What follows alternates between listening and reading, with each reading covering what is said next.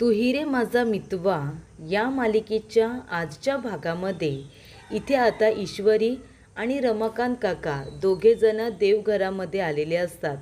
दोघेजण देवाची पूजा करत असतात. देवाजवळ दिवा वगैरे लावून ती आता आरती रमाकांत काकांनी आपल्या हातामध्ये घेतलेली असते आणि छान पद्धतीने ते सकाळ सकाळ आरतीला सुरुवातसुद्धा करतात.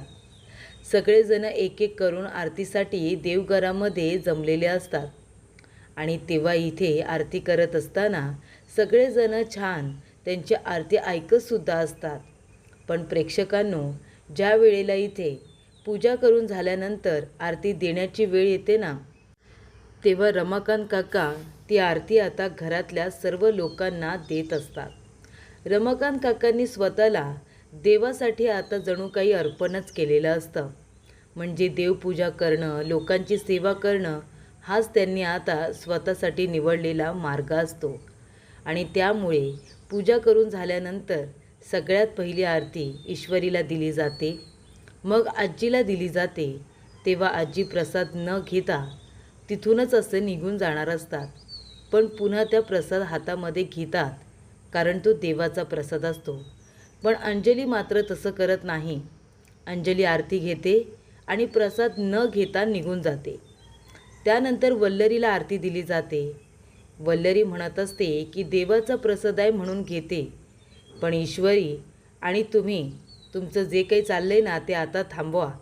या घरात कुणीही तुम्हाला माफ करणार नाही.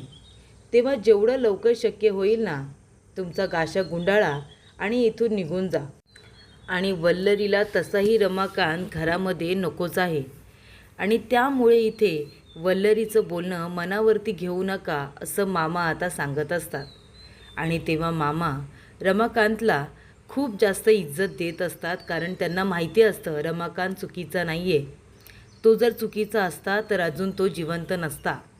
आणि त्यामुळे मामा आरती वगैरे घेतात, प्रसाद घेतात आणि तिथून निघून जात असताना त्यांच्याकडे हसून वगैरे बघतात.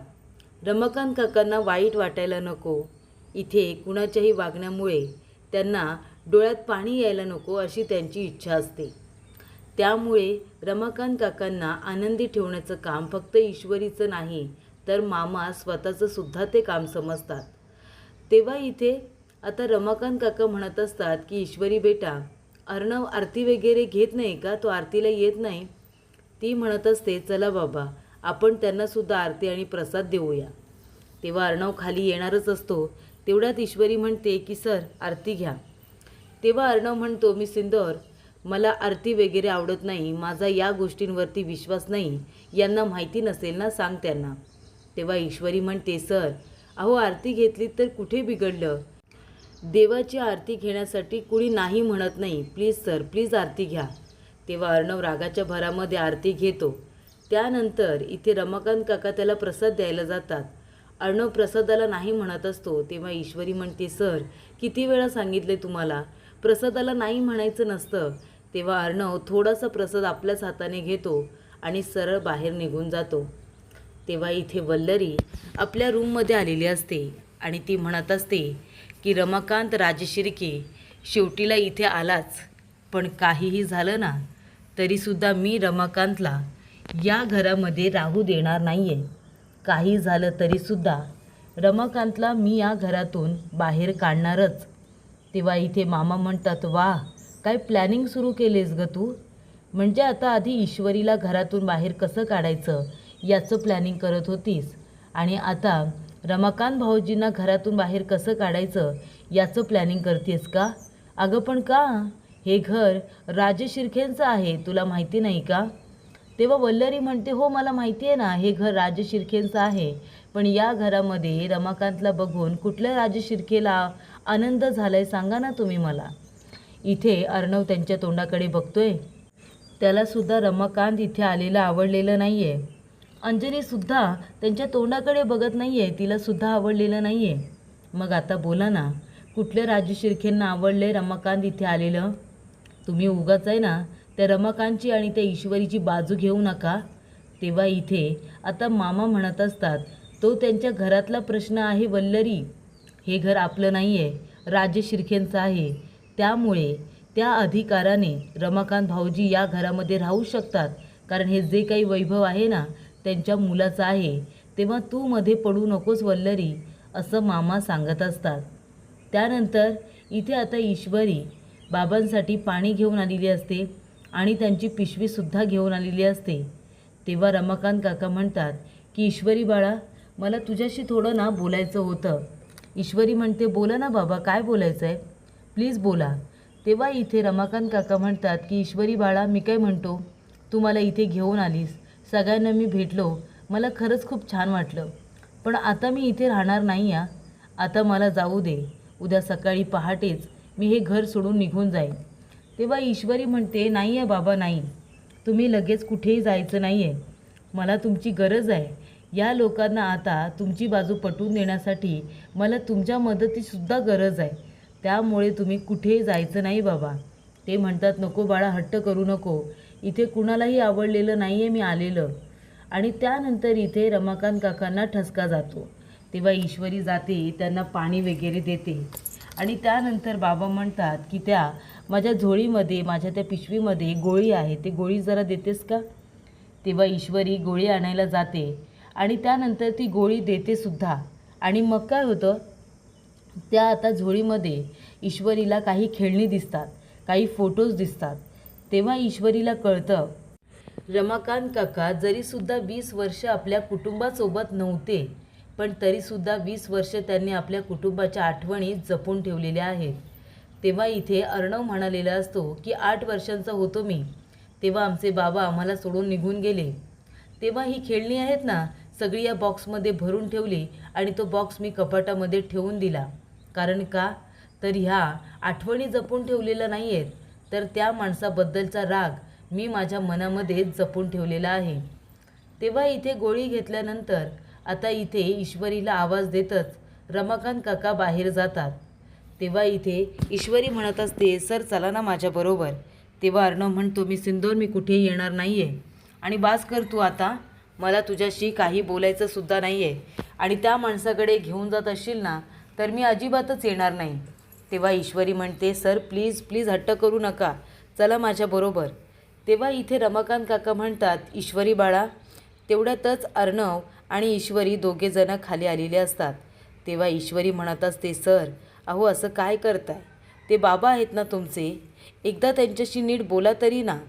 तेव्हा अर्णव म्हणतो, मी सिंदूर, मी तुला मगाशी सुद्धा सांगितलं होतं, या माणसाचा आणि आमचा काडी मात्र संबंध नाही आहे. वडील कधी असे असतात का, आपल्या मुलांना संकटामध्ये सोडून निघून जातात का. आम्ही कसे राहतोय, आम्ही काय खातोय, आम्ही काय पितोय, आम्ही कसं शिक्षण घेतोय, या माणसाला कसलीही काळजी नव्हती. आपल्या लहान मुलांकडे कोणी लक्ष देत नाही का, सांग ना. त्यांना असं उघड्यावरती टाकून कोण निघून जातं.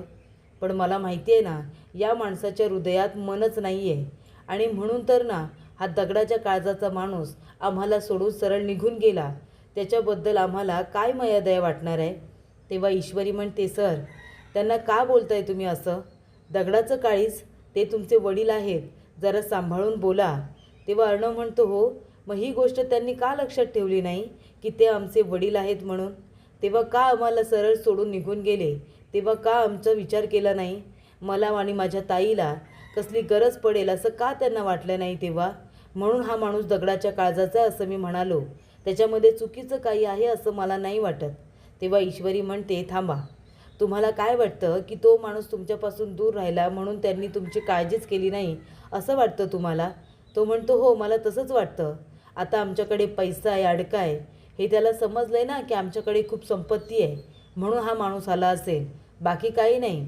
ईश्वरी म्हणते, अजिबात नाही, त्यांना तर माहितीसुद्धा नव्हतं की तुम्ही किती पैसा कमवला आहे, तुम्ही किती नाव कमवलं आहे, ते मी सांगितलं त्यांना ते. आणि थांबा, तुम्हाला वाटतं ना की तुम्हाला तुमच्या वडिलांना तुमच्याबद्दल प्रेम वाटत नाही, 1 मिनिट थांबा. तेव्हा ईश्वरी जाते, रमाकांत काकांची झोळी घेऊन येते आणि झोळीतलं सगळं सामान खाली टाकते.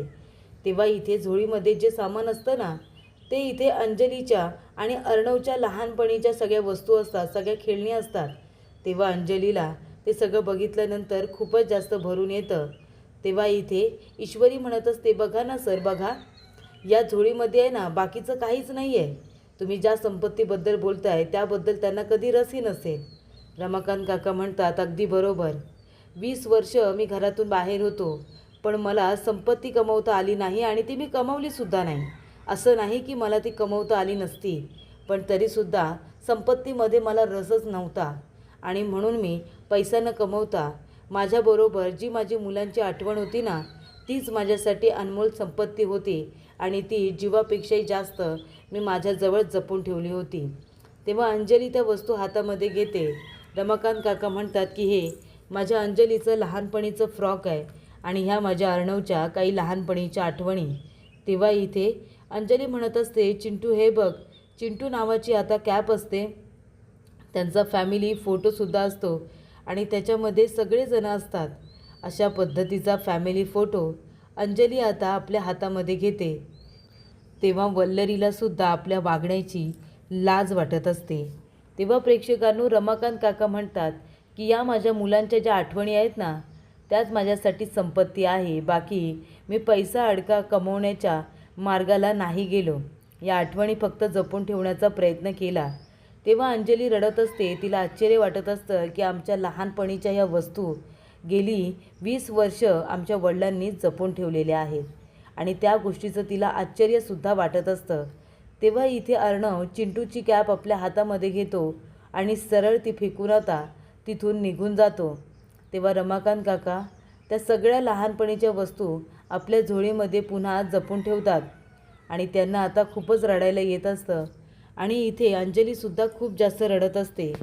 तेव्हा इथे ईश्वरीला कळत असतं की अंजलीच्या मनामध्ये रमाकांत काकांबद्दल जरी राग असेल तरी आपल्या वडिलांबद्दल थोडंसं का होईना पण प्रेमसुद्धा आहे. तेव्हा अंजली आजीला मिठी मारून खूपच जास्त रडत असते. तेव्हा इथे ईश्वरी तिला सांभाळायला जाणार, पण तेवढ्यातच आपला हात बाजूला घेते आणि सरळ रूममध्ये निघून येते. तेव्हा ती आता कपाटामध्ये काही गोष्टी शोधायला जाते. तेव्हा अर्णव जातो तिच्या मागोमाग आणि तो सुद्धा कपाटातून आपला नाईट ड्रेस काढत असतो. ईश्वरी म्हणते, काय हवं आहे का तुम्हाला? तो म्हणतो, माझे कपडे हवेत. तेव्हा ते ऑफिसचे कपडे देते. अर्णव म्हणतो, या वेळेला ऑफिसचे कपडे घालू, नाईट सूट दे माझा.